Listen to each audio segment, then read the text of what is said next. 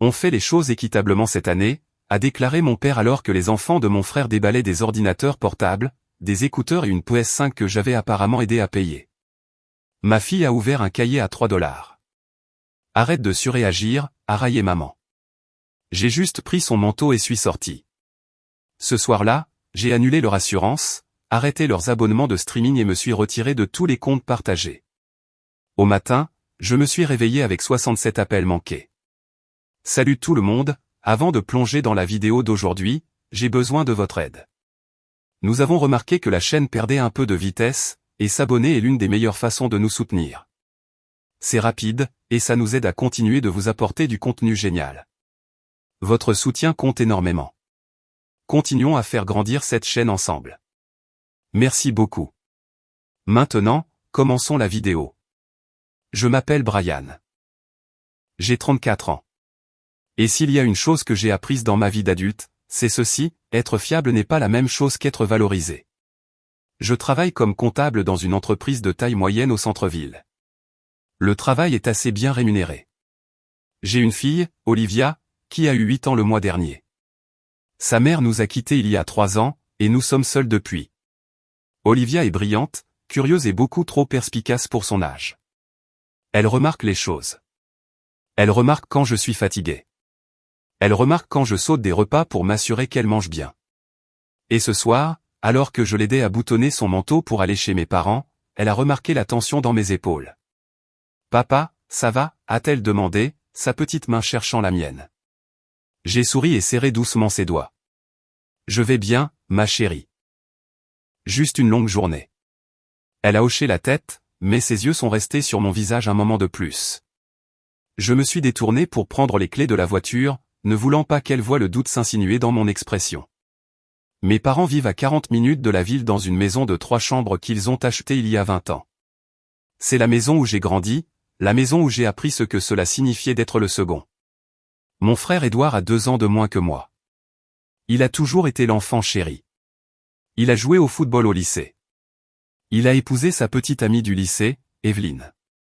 Ils ont 3 enfants, 2 garçons et une fille, tous de moins de 12 ans. Édouard travaille dans la vente, bien que ses revenus aient toujours été imprévisibles. Certains mois sont bons, la plupart des mois ne le sont pas. Aussi loin que je me souvienne, j'ai toujours été celui qu'ils appellent quand les choses tournent mal. Quand la voiture d'Édouard est tombée en panne, j'ai co-signé le prêt pour sa nouvelle. Quand Evelyne a eu besoin d'aide pour les frais médicaux après la naissance de leur plus jeune enfant, j'ai viré 2000 $ sans hésitation. Quand le chauffage de mes parents est tombé en panne l'hiver dernier, j'ai payé le remplacement. Ils m'ont remercié, bien sûr. Ils m'ont toujours remercié, mais la gratitude n'est pas la même chose que le respect. Olivia et moi sommes arrivés à la maison juste avant 18 h. L'allée était bondée de voitures. Le VUS d'Édouard était garé le plus près du garage, fraîchement lavé et brillant sous les lumières du Porsche. Ma berline avait l'air terne à côté. Je me suis garé dans la rue et j'ai aidé Olivia à sortir de son siège. Elle serrait le petit sac de cadeaux que nous avions apporté pour l'échange familial, une tradition que nous avions conservée depuis mon enfance. À l'intérieur du sac, il y avait un ensemble de mélanges de café gastronomique pour mes parents et une bouteille de vin pour Édouard et Evelyne. Des cadeaux simples et attentionnés, le genre que je pouvais me permettre sans trop étirer mon budget.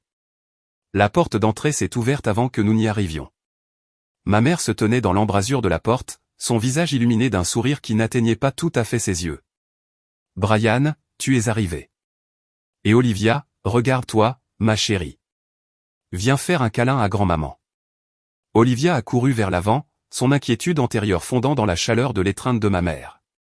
J'ai suivi, entrant dans la maison qui sentait la dinde rôtie et la cannelle. Le salon était décoré de guirlandes et de lumière. Un grand arbre de Noël se dressait dans le coin, ses branches chargées d'ornements. En dessous se trouvait une montagne de cadeaux emballés, bien plus que ce dont je me souvenais des années passées. Édouard est apparu de la cuisine, une bière à la main et un sourire aux lèvres. « Brian, il était temps, mec. On commençait à penser que tu avais fait faux bond. » J'ai forcé un sourire. La circulation était mauvaise. Il m'a tapé sur l'épaule, sa prise ferme et démonstrative. « Eh bien, tu es là maintenant. C'est ce qui compte. » Evelyne a émergé ensuite, traînant ses 3 enfants. Les garçons, âgés de 11 et 9 ans, m'ont à peine reconnu. Leur fille, âgée de 6 ans, a fait un signe timide avant de se précipiter vers l'arbre. Mon père était assis dans son fauteuil près de la cheminée, la télévision éteinte mais toujours rougeoyante avec un match de football. Il a levé les yeux brièvement et a hoché la tête. « Brian, Olivia, heureux de vous voir tous les deux. » C'est tout. Pas de câlin, pas de vraie chaleur, juste une reconnaissance. J'avais conduit pendant 40 minutes dans la circulation des fêtes pour être ici, et c'était l'accueil que j'ai reçu. Olivia m'a regardé, son front légèrement plissé. J'ai serré sa main et je l'ai conduite vers le canapé, m'installant dans le rôle familier que j'avais joué toute ma vie, le calme, le fiable, celui qui se présentait et ne demandait rien en retour. Le dîner s'est déroulé sans incident. Nous avons mangé de la dinde et de la purée de pommes de terre. Nous avons bavardé sur le travail, l'école et le temps. Édouard a dominé la conversation, racontant des histoires sur ses dernières victoires de vente et les vacances qu'Evelyne et lui prévoyaient pour l'été prochain. Mes parents ont écouté avec une attention soutenue, riant de ses blagues et hochant la tête à chaque mot. J'ai peu dit. Olivia était assise à côté de moi, grignotant sa nourriture et jetant des regards furtifs à ses cousins, qui l'ignoraient complètement. Après le dîner, nous sommes allés dans le salon pour l'échange de cadeaux. C'était la partie de la soirée que j'appréhendais le plus. Mon père s'est tenu près de l'arbre, ses lunettes de lecture perchées sur son nez alors qu'il examinait la pile de cadeaux. Il a tapé une fois dans ses mains, un signal que le chaos allait commencer. Très bien, tout le monde. Commençons. Les enfants d'abord, comme toujours. Les enfants d'Édouard se sont précipités vers l'avant, leur excitation palpable. Mon père a distribué les cadeaux avec l'efficacité d'un homme qui avait fait cela d'innombrables fois auparavant. Le premier cadeau est allé au fils aîné d'Édouard, Peter. Il a déchiré le papier d'emballage avec une insouciance sauvage, révélant un élégant ordinateur portable argenté. Ses yeux se sont écarquillés et il a poussé un cri de joie. « Pas possible !»« Merci, grand-père. » Ma mère rayonnait. « Nous pensions que tu pourrais l'utiliser pour l'école. » Ensuite est venu l'enfant du milieu, Jérémy. Son cadeau était une paire d'écouteurs sans fil haut de gamme, le genre qui coûte plus de 200 $. Il les a immédiatement mis et a souri. Ils sont géniaux. Puis est venue la plus jeune, Anna. Elle a déballé une PlayStation 5 avec 2 manettes et 3 jeux. La pièce a éclaté en applaudissements. Édouard a ri et a sorti son téléphone pour enregistrer le moment. Evelyne a tapé des mains, son visage rayonnant de fierté. Je suis resté figé sur le canapé, mon estomac se nouant. Ce n'était pas de petits cadeaux. C'étaient des cadeaux chers et somptueux, le genre de cadeaux qui exigeait une planification financière sérieuse. J'ai jeté un coup d'œil à Olivia, qui était assise à côté de moi, les mains jointes sur ses genoux. Elle regardait ses cousins avec un sourire poli, mais je pouvais voir la confusion dans ses yeux. Elle attendait son tour. Elle attendait de voir ce que grand-maman et grand-père lui avaient offert. Mon père a de nouveau fouillé dans la pile et a sorti un petit paquet mince. Il l'a remis à Olivia sans cérémonie. « Tiens, ma chérie. Joyeux Noël. » Olivia a pris le cadeau avec précaution, ses doigts tremblant légèrement alors qu'elle retirait le papier d'emballage. À l'intérieur se trouvait un cahier à spirale. La couverture était simple, décorée d'un motif floral générique. Les pages étaient vierges. C'était le genre de cahier que l'on pouvait acheter dans un magasin à $1. Olivia l'a regardé fixement pendant un long moment, puis a levé les yeux vers moi. Ses yeux étaient grands ouverts, cherchant une explication que je ne pouvais pas donner. « Merci, grand-maman et grand-père, » dit-elle doucement, sa voix à peine audible au-dessus du bruit de ses cousins jouant avec leurs nouveaux jouets. Ma mère a agité la main avec désinvolture. « De rien, ma chérie. Nous pensions que tu pourrais l'utiliser pour dessiner ou écrire. » J'ai senti quelque chose se briser en moi. Un cahier. Un cahier à 3 $. Alors que ses cousins déballaient des ordinateurs portables, des écouteurs et des consoles de jeux, ma fille a reçu un cahier. J'ai regardé mes parents, puis Édouard, puis de nouveau la pile de cadeaux sous l'arbre. Ce n'était pas juste. Ce n'était pas égal. C'était un choix délibéré et calculé. Je me suis levé, les mains serrées sur les côtés. « Puis-je vous parler à tous les deux une seconde ?» ai-je demandé, en faisant un signe de tête vers mes parents. « Dans la cuisine ?» Mon père a soupiré, posant sa bière. « Brian, allez. C'est Noël. Je sais quel jour on est, ai-je dit, ma voix tendue. Dans la cuisine maintenant. Ma mère a échangé un regard avec mon père, puis m'a suivi hors du salon. Édouard est resté en arrière, bien que je puisse sentir ses yeux sur mon dos. La cuisine était plus calme, le bourdonnement du réfrigérateur étant le seul son. Je me suis tourné pour leur faire face, ma poitrine se soulevant. C'était quoi ce bordel, ai-je demandé, gardant ma voix basse pour qu'Olivia n'entende pas. Mon père a froncé les sourcils. De quoi tu parles? Les cadeaux. Vous avez donné des ordinateurs portables et des PlayStation aux enfants d'Édouard, et vous avez donné un cahier à Olivia. Un cahier à 3 $. Ma mère a croisé les bras, son expression se durcissant. Nous avons fait les choses équitablement cette année, Brian. Nous avons dépensé le même montant pour chaque petit enfant.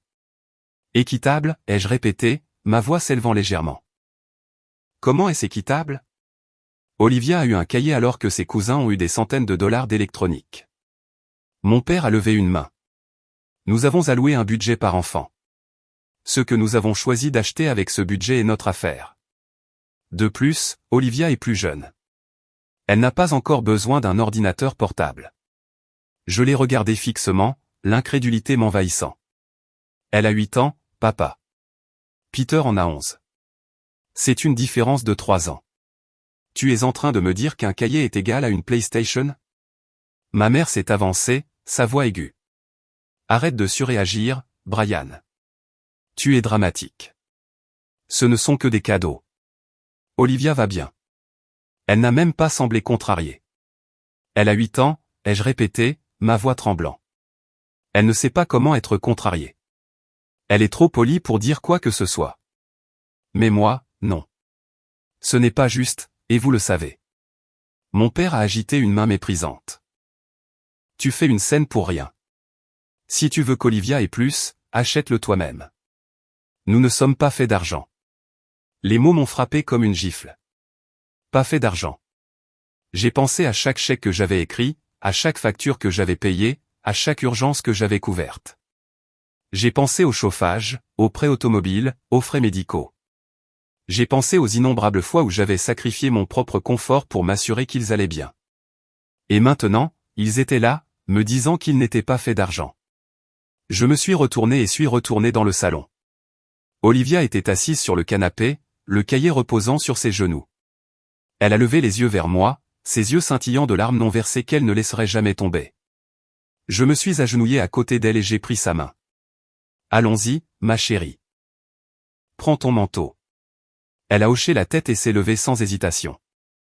Édouard a levé les yeux de son téléphone, la confusion traversant son visage. Brian, qu'est-ce que tu fais? A-t-il demandé. Je n'ai pas répondu. J'ai aidé Olivia à mettre son manteau, j'ai pris le sac de cadeaux que nous avions apporté et je me suis dirigé vers la porte. Ma mère m'a interpellé. Brian, ne sois pas ridicule. Tu pars pour ça? Je me suis arrêté au seuil et me suis tourné pour lui faire face. Joyeux Noël, maman. Puis je suis sorti, la petite main d'Olivia serrée dans la mienne. Le trajet de retour a été silencieux. Olivia était assise sur le siège arrière, sa ceinture de sécurité enclenchée, ses mains croisées sur le cahier sur ses genoux. Je pouvais voir son reflet dans le rétroviseur. Elle regardait par la fenêtre, son visage pâle sous la lumière des réverbères. Je voulais dire quelque chose, n'importe quoi, pour améliorer les choses. Mais que pouvais-je dire? Que ses grands-parents ne se souciaient pas d'elle autant qu'ils se souciaient de ses cousins. Que je n'avais pas réussi à la protéger de ce genre de cruauté? Que j'étais aussi impuissant qu'elle? J'ai serré le volant plus fort, mes jointures blanches. La colère qui couvait dans ma poitrine depuis notre départ commençait à bouillir. Mais ce n'était pas seulement de la colère. C'était quelque chose de plus profond, quelque chose de plus froid. C'était la réalisation que j'avais passé toute ma vie à être utilisé. J'avais tout donné à ma famille, et ils ne m'avaient rien donné en retour, ni respect, ni gratitude, ni même une équité de base. Lorsque nous sommes arrivés sur le parking de notre immeuble, Olivia a finalement parlé. « Papa, est-ce que j'ai fait quelque chose de mal ?» Sa voix était si petite, si fragile qu'elle a failli me briser. J'ai coupé le moteur et me suis tourné sur mon siège pour la regarder. « Non, ma chérie. Tu n'as rien fait de mal. Pas une seule chose. Alors pourquoi grand-maman et grand-père m'ont donné un cahier? Peter a eu un ordinateur portable. Anna a eu une PlayStation. J'ai juste eu un cahier. J'ai détaché ma ceinture de sécurité et je suis monté sur le siège arrière à côté d'elle. J'ai enroulé mes bras autour d'elle et je l'ai serrée contre moi, posant mon menton sur le dessus de sa tête. Certaines personnes ne savent pas comment être justes, Olivia. Ce n'est pas de ta faute. C'est la leur. Elle est restée silencieuse pendant un long moment, puis a murmuré, « Je ne veux plus y retourner. » Tu n'es pas obligé, ai-je dit, ma voix stable. Tu n'es plus jamais obligé d'y retourner si tu ne le souhaites pas. Nous sommes restés dans la voiture pendant encore 10 minutes, le silence nous enveloppant comme une couverture. Lorsque nous sommes finalement entrés, j'ai bordé Olivia dans son lit et j'ai embrassé son front. Elle s'est endormie rapidement, épuisée par le poids émotionnel de la soirée. Je suis resté dans l'embrasure de la porte de sa chambre pendant longtemps, observant le mouvement de sa poitrine qui montait et descendait. Elle méritait mieux. Elle méritait tellement mieux. Je suis allé dans ma propre chambre et me suis assis sur le bord du lit. Mon téléphone était sur la table de chevet, l'écran éteint. Je l'ai ramassé et l'ai regardé fixement, mon esprit en ébullition. Quelque chose que mon père avait dit revenait sans cesse dans ma tête, nous ne sommes pas faits d'argent. L'expression sonnait faux, bizarre en quelque sorte. J'ai ouvert mon application bancaire et me suis connecté, faisant défiler mes transactions récentes. Tout semblait normal au début, loyer, épicerie, service public, paiement de la voiture. Mais ensuite, j'ai vu quelque chose qui m'a glacé le sang. Là, enfoui parmi les frais habituels, il y avait un transfert récurrent. 500 $ retirés de mon compte le 15 de chaque mois au cours des 8 derniers mois. Le destinataire était répertorié comme fonds familial. J'ai regardé l'écran fixement, mon cœur battant la chamade. Je n'avais jamais autorisé ce transfert. Je n'avais jamais entendu parler d'un fonds familial. J'ai fait défiler davantage, mes mains tremblant. Un autre transfert. 300 $ le 10 novembre. Un autre le 20 octobre. Les montants variaient, mais le schéma était clair. Quelqu'un prélevait de l'argent sur mon compte depuis des mois, peut-être plus longtemps. J'ai ouvert mon email et j'ai recherché toute correspondance concernant ces transferts. Rien. Pas de notification, pas de confirmation, juste du silence. J'ai posé le téléphone et j'ai pressé mes paumes contre mes yeux. Les pièces commençaient à s'assembler. Les cadeaux coûteux, l'attitude méprisante, la cruauté désinvolte. Mes parents n'avaient pas seulement ignoré Olivia. Ils m'avaient volé pour gâter les enfants d'Edouard. Et ils l'avaient fait à mon insu, sans mon consentement. Je me suis levé et je me suis dirigé vers mon bureau. J'ai sorti un cahier, un vrai, pas les déchets bon marché qu'ils avaient donnés à Olivia. J'ai commencé à écrire. J'avais besoin de voir l'image complète. J'avais besoin de savoir exactement combien ils avaient pris. Il était plus de minuit quand j'ai finalement terminé mon audit. Les chiffres étaient répartis sur 3 pages de notes manuscrites, chaque ligne représentant une autre trahison. J'étais remonté à 12 mois, suivant chaque transfert suspect, chaque dépense inexpliquée, chaque retrait que je n'avais pas autorisé. Le total s'élevait à 8 400 $. 8 400 $ volés de mon compte au cours d'une année. Je me suis adossé à ma chaise et me suis frotté le visage. Mon esprit était en ébullition, mais mes émotions s'étaient engourdies. La colère était toujours là, couvant sous la surface, mais elle était contrôlée maintenant, concentrée. J'avais passé des années à être le fiable, le digne de confiance, celui qui ne posait jamais de questions, et c'était ainsi qu'il me récompensait. J'ai ouvert mon ordinateur portable et me suis reconnecté à mon compte bancaire, cette fois à partir du site web de bureau. J'ai accédé aux paramètres du compte et j'ai commencé à examiner les utilisateurs autorisés. Là, répertoriés sous mon propre nom, se trouvaient 2 noms supplémentaires, Laurence Ramirez et Barbara Ramirez. Mes parents. J'ai regardé l'écran fixement, la mâchoire serrée. Ils avaient été ajoutés à mon compte il y a des années, lorsque j'avais 26 ans et que je me remettais d'une opération mineure. J'avais eu besoin d'aide pour gérer mes factures pendant que j'étais à l'hôpital, et ils avaient offert. J'avais eu confiance en eux. Je n'avais jamais pensé à supprimer leur accès une fois que j'étais rétabli. Cet accès leur avait donné la possibilité de créer des transferts, de configurer des paiements automatiques et de retirer des fonds à mon insu.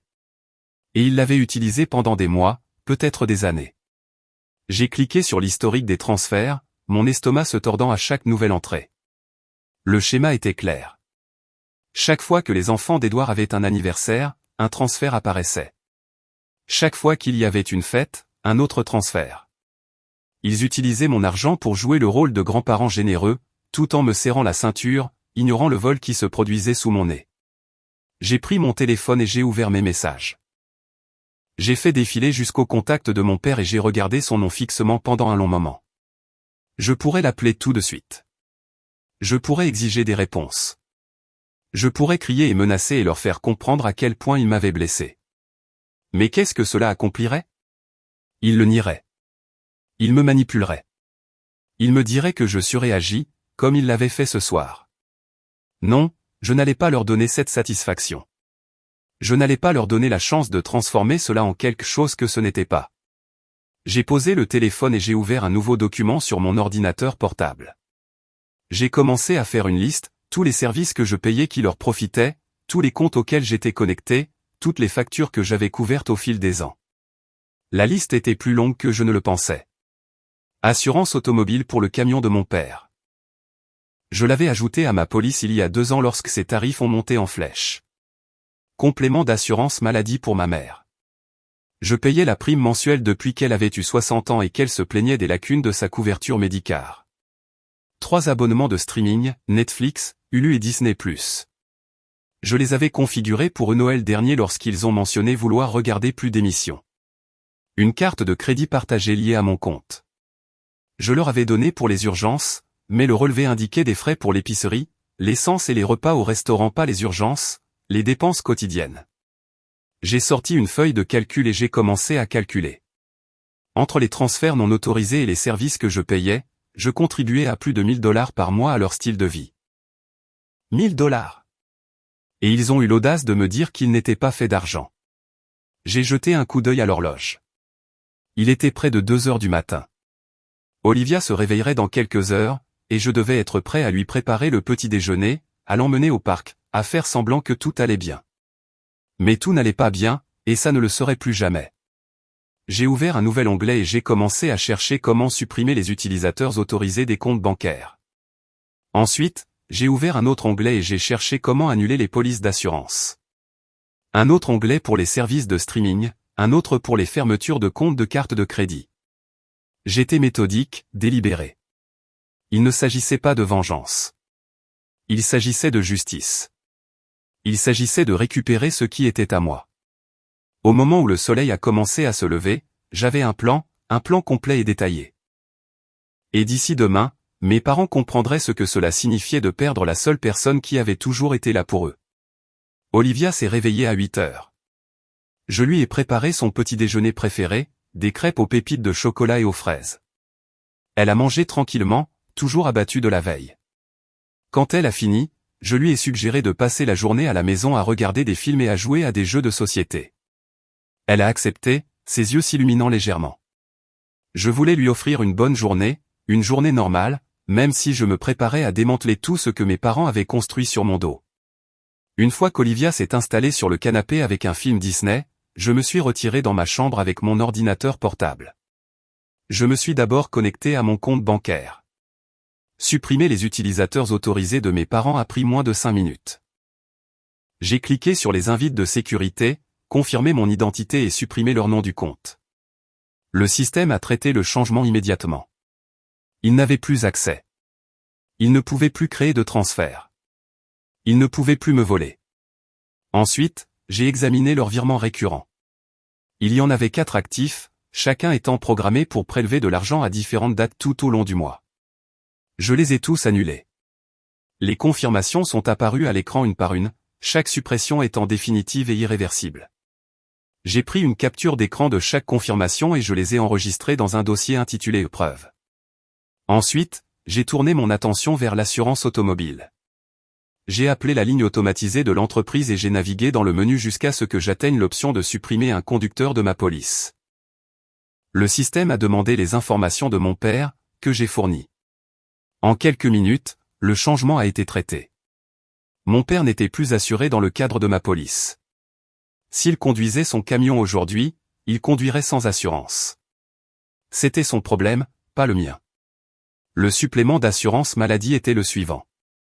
Je me suis connecté au site web du fournisseur et j'ai trouvé le nom de ma mère répertorié comme personne à charge sur mon compte. J'ai cliqué sur l'option pour la supprimer et j'ai suivi les invites.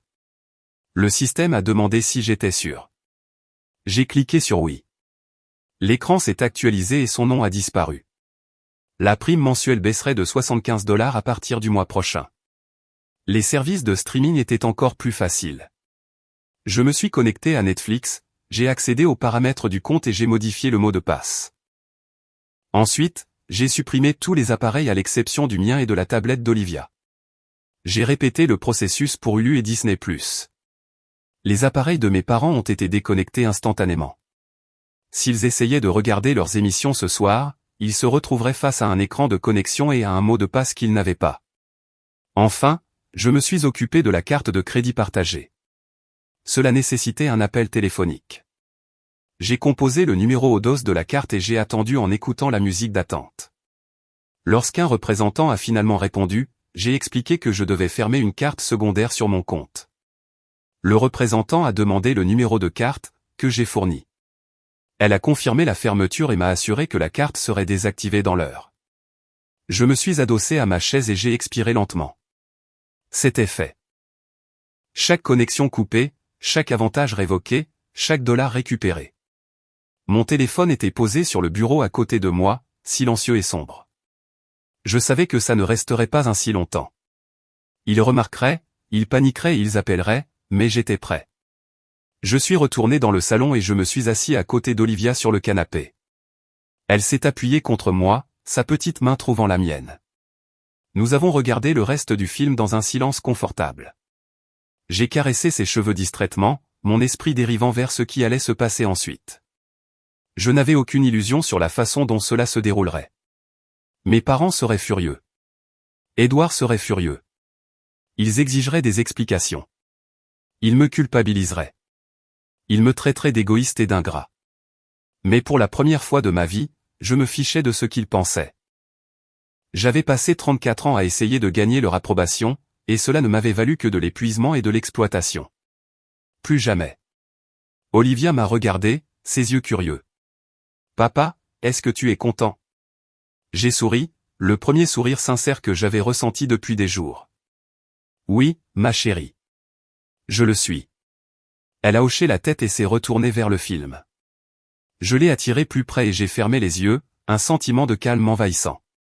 Demain, les retombées commenceraient. Mais ce soir, j'avais ma fille, ma dignité et mon avenir. Et c'était suffisant. Je me suis réveillé au son des vibrations de mon téléphone. Il était 7 heures du matin, et l'écran était illuminé de notifications, appels manqués, SMS, messages vocaux. J'ai pris le téléphone et j'ai regardé les chiffres, 67 appels manqués, 43 SMS, 12 messages vocaux, tous provenant des mêmes 3 personnes, ma mère, mon père et Édouard.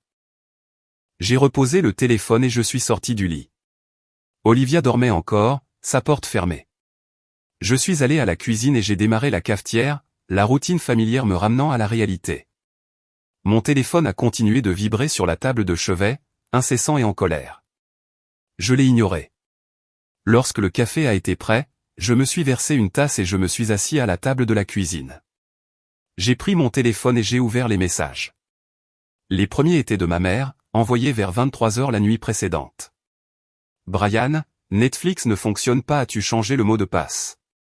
Brian, appelle-moi. J'ai besoin de te parler. C'est ridicule. Rappelle-moi. Ensuite, les messages de mon père ont commencé.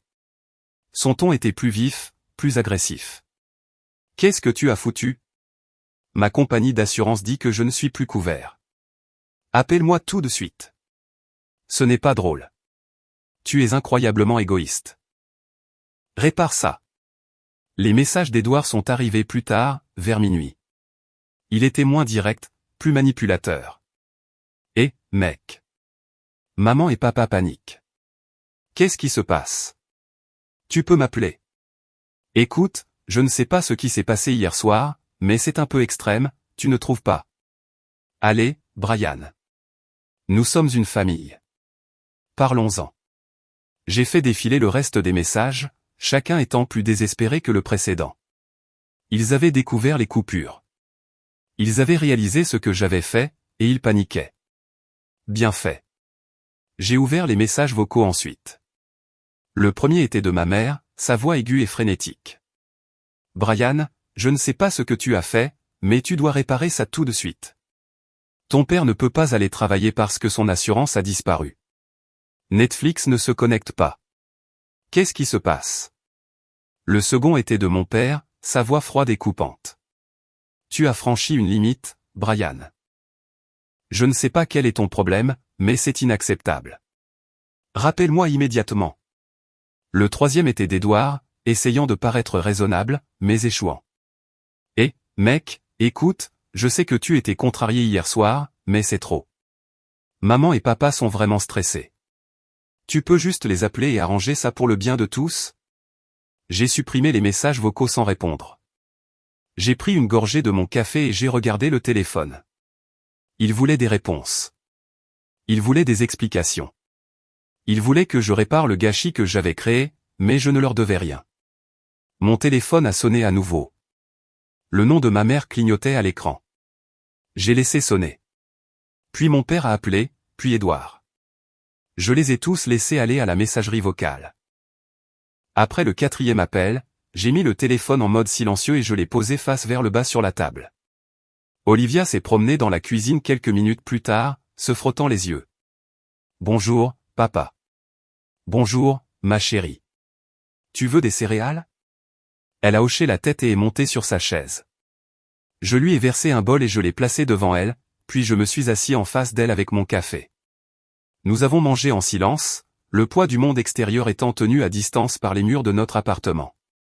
Mon téléphone a continué de s'allumer sur la table, mais je ne l'ai pas regardé. Pas encore. Après le petit déjeuner, j'ai dit à Olivia que nous passerions la journée à la bibliothèque. Elle adorait la bibliothèque, et j'avais besoin d'être dans un endroit calme, un endroit loin du chaos qui se déroulait dans ma famille. Nous nous sommes habillés, avons pris nos manteaux et sommes partis. Mon téléphone est resté sur la table de la cuisine, vibrant inutilement dans un appartement vide. Nous sommes revenus de la bibliothèque vers 16 heures. Olivia a couru devant moi, serrant une pile de livres qu'elle avait empruntés. J'ai déverrouillé la porte de l'appartement et je suis entré, remarquant immédiatement que quelque chose n'allait pas. Mon téléphone était toujours sur la table de la cuisine, mais l'écran était sombre maintenant. La batterie était déchargée. Je l'ai branché et j'ai attendu qu'il redémarre. Quand il s'est finalement allumé, les notifications ont afflué tout en même temps, plus de 100 appels manqués, 87 SMS, 20 messages vocaux. Avant que je puisse tout traiter, on a frappé à la porte, 3 coups secs et agressifs. Je me suis figé. Olivia m'a regardé depuis le canapé, les yeux grands ouverts. Qui c'est? J'ai crié, c'est moi. Ouvre la porte. La voix de mon père. Je suis allé à la porte et je l'ai ouverte lentement. Mon père se tenait dans le couloir, le visage rouge de colère. Derrière lui se trouvait ma mère, les bras croisés, son expression un mélange de fureur et de désespoir. Édouard se tenait plus loin, appuyé contre le mur, les mains dans les poches, essayant d'avoir l'air désinvolte, mais échouant. « Que faites-vous ici ?» ai-je demandé, ma voix calme. « Que suis-je en train de faire ici ?» a répété mon père, sa voix s'élevant. « Qu'est-ce que tu fous, Brian ? Tu as coupé mon assurance. Tu nous as enfermés hors des comptes de streaming. Tu as fermé la carte de crédit. Qu'est-ce que c'est ? » Je suis entré dans le couloir et j'ai tiré la porte presque fermée derrière moi, la laissant ouverte juste une fente pour pouvoir entendre si Olivia m'appelait. « Je vous ai supprimé de mes comptes, » ai-je dit simplement. « C'est tout. »« Supprimé ?» Ma mère a dit, sa voix stridente. « Brian, nous sommes sur ces comptes depuis des années. Tu ne peux pas simplement nous couper comme ça. »« En fait, je peux, » ai-je dit. « Ce sont mes comptes, mon argent, ma décision. » Mon père s'est approché, la mâchoire serrée. « Tu fais ça à cause d'hier soir ? À cause des cadeaux ? Tu nous punis à cause d'un malentendu ? » J'ai ri, un son court et amer. « Un malentendu ? C'est comme ça que vous appelez ça ? Olivia a eu un cadeau parfaitement bon, a dit ma mère, son ton défensif. Un cahier. Elle peut l'utiliser pour l'école. Elle a eu un cahier à 3 $ alors que les enfants d'Edouard ont eu des ordinateurs portables et des PlayStation, ai-je dit, ma voix se durcissant. N'insultez pas mon intelligence en appelant ça équitable. Edouard a finalement pris la parole, sa voix basse. Brian, allez. Tu exagères. Les enfants ne remarquent même pas Olivia allait bien. Je me suis tourné vers lui, mes yeux froids. Olivia a pleuré jusqu'à s'endormir hier soir. Elle m'a demandé si elle avait fait quelque chose de mal. Alors, non, Edouard, elle n'allait pas bien. Mon père a agité une main méprisante. Les enfants surmontent ces choses. Tu es dramatique. Dramatique, ai-je répété, le mot ayant le goût d'acide sur ma langue. Laissez-moi vous dire ce qui est dramatique. Vous me volez depuis des mois, peut-être plus longtemps. Le couloir est devenu silencieux. Le visage de ma mère est devenu pâle. L'expression de mon père est passée de la colère à la confusion. De quoi parles-tu, a-t-il demandé. J'ai sorti mon téléphone de ma poche et j'ai ouvert les captures d'écran que j'avais enregistrées. J'ai tenu l'écran levé pour qu'il puisse voir la liste des virements non autorisés. Ça, ai-je dit, 500 $ par mois pendant 8 mois. 300 ici, 2 cents là. Tout prélevé de mon compte sans ma permission. Vous avez utilisé l'accès que je vous ai donné il y a des années pour me voler, pour financer les cadeaux des enfants d'Edouard, pour payer votre style de vie, et vous l'avez fait dans mon dos. La main de ma mère s'est portée à sa bouche. Brian, ce n'est pas. Nous n'avons pas. Vous l'avez fait, ai-je dit, la coupant. Et vous saviez exactement ce que vous faisiez. Vous pensiez que je ne remarquerais pas. Vous pensiez que j'étais trop stupide ou trop distrait pour vérifier mes comptes. Mais je l'ai fait, et maintenant vous êtes ici, exigeant que je restaure votre accès pour que vous puissiez continuer à voler. Ce n'était pas du vol, a dit mon père, sa voix faible. Nous avions besoin d'aide.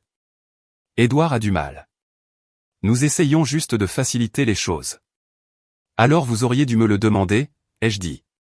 Mais vous ne l'avez pas fait parce que vous saviez que je dirais non. Vous saviez que je verrais cela pour ce que c'est, du vol. Edouard s'est avancé, le visage rouge. Brian, c'est insensé. Nous sommes une famille. La famille s'entraide. Je me suis tourné vers lui, ma voix glaciale. Tu as raison, Edouard. La famille s'entraide. Mais j'ai été le seul à aider. J'ai payé pour tout pendant que vous vous reposiez sur mon argent. Et au lieu d'être reconnaissant, vous avez tous traité ma fille comme des déchets. Alors, non, j'en ai fini d'aider. Ma mère a commencé à pleurer, ses épaules tremblant. Brian, s'il te plaît. Nous ne voulions pas te blesser. Nous allons te rembourser. Nous allons arranger les choses. Vous ne pouvez pas arranger ça, ai-je dit. Vous avez eu des années pour me traiter avec respect, des années pour traiter Olivia avec gentillesse, et vous avez choisi de ne pas le faire. Alors maintenant, vous allez voir à quoi ressemble la vie sans que je vous soutienne. Je suis retourné dans mon appartement et j'ai fermé la porte. J'ai tourné le verrou et je suis resté là, la main sur le verrou, écoutant les sons étouffés de leur voix dans le couloir. Mon père criait, ma mère sanglotait. Edouard essayait de les raisonner, mais leurs voix sont devenues plus faibles quand ils ont réalisé que je ne ressortirais pas. Je suis allé au canapé et je me suis assis à côté d'Olivia, qui était recroquevillée avec l'un de ses nouveaux livres de bibliothèque. Elle m'a regardé, son expression inquiète. « Est-ce que tu vas bien, papa ?» J'ai hoché la tête. « Oui, ma chérie. Je vais bien. » Et pour la première fois depuis longtemps, je le pensais vraiment. Les jours qui ont suivi ont été plus calmes. Mon téléphone a continué de vibrer de temps en temps, mais la fréquence des appels et des messages a chuté brusquement après la confrontation dans le couloir. Mes parents ont essayé encore quelques fois, laissant des messages vocaux allant de la colère à la supplication. Edouard a envoyé un long message texte essayant d'expliquer à quel point ils avaient du mal sans mon aide. J'ai tout supprimé sans lire au-delà des premières lignes. 2 semaines après Noël, j'ai reçu un seul email de mon père. La ligne d'objet disait « Nous devons parler ». Je l'ai ouvert par curiosité. L'email était court et formel, plus comme une transaction commerciale qu'une communication familiale. Brian, ta mère et moi avons discuté de la situation. Nous comprenons que tu sois contrarié, mais nous couper complètement nous fait du mal à tous. Nous aimerions nous asseoir et arranger ça. Fais-nous savoir quand tu seras disponible. J'ai lu l'email 2 fois, puis je l'ai archivé sans répondre. Il n'y avait rien à arranger. Ils m'avaient montré qui ils étaient, et j'avais enfin écouté. Entre-temps, j'ai apporté des changements. J'ai fermé complètement le compte de carte de crédit commun, m'assurant qu'il n'y avait plus de lien persistant. J'ai examiné toutes les autres connexions financières que j'avais et j'ai rompu tout ce qui pouvait être exploité. J'ai même changé de numéro de téléphone, donnant le nouveau uniquement à l'école d'Olivia, à mon employeur et à quelques amis proches. Ma famille ne l'a pas eu. J'ai également commencé une thérapie, non pas parce que je me sentais brisé, mais parce que je voulais comprendre pourquoi je m'étais permis d'être utilisé si longtemps. La thérapeute, une femme gentille dans la cinquantaine, m'a aidé à voir des schémas auxquels j'avais été aveugle, le désir de plaire aux gens, la peur du conflit, la croyance que l'amour devait être gagné par le sacrifice. Elle m'a appris que les limites n'étaient pas cruelles, elles étaient nécessaires. Olivia s'est épanouie dans les semaines qui ont suivi. Sans le poids du dysfonctionnement de ma famille qui planait au-dessus de nous, elle semblait plus légère, plus heureuse. Nous avons passé nos week-ends à explorer des musées, à aller au parc et à regarder des films à la maison. Elle a cessé de poser des questions sur ses grands-parents. Elle a cessé de poser des questions sur ses cousins. Elle était contente avec juste nous deux. Et moi aussi. Un soir, alors que je l'abordais dans son lit, elle m'a regardé et a dit, « Papa, je suis contente qu'on soit parti cette nuit-là. » J'ai lissé ses cheveux sur son front. « Moi aussi, ma chérie. »« Tu penses qu'il nous manque ?» a-t-elle demandé. J'y ai réfléchi pendant un moment. Peut-être, mais ça n'a pas d'importance. Nous allons bien tout seuls. Elle a hoché la tête et a fermé les yeux. J'ai embrassé son front et j'ai éteint la lumière, laissant sa porte entr'ouverte juste assez pour laisser la lumière du couloir se répandre. En retournant au salon, j'ai pensé aux dernières semaines. La colère s'était estompée, remplacée par quelque chose de plus calme, quelque chose de plus fort. Je ne regrettais pas ce que j'avais fait. Je ne regrettais pas de les avoir coupés. Ils m'avaient tellement pris au fil des ans, mais ils ne pouvaient pas prendre ça, ma paix, ma dignité, mon avenir avec Olivia. Je me suis assis sur le canapé et j'ai pris un livre. L'appartement était calme, le seul son étant le faible bourdonnement du chauffage. Dehors, les lumières de la ville brillaient doucement à travers la fenêtre. J'étais seul, mais je ne me sentais pas seul. J'étais libre, et cela valait plus que n'importe quelle famille qui refusait de voir ma valeur. Pour la première fois de ma vie, je n'étais pas le fiable. Je n'étais pas le plan de secours. Je n'étais pas le guichet automatique. J'étais juste Brian. Et c'était suffisant.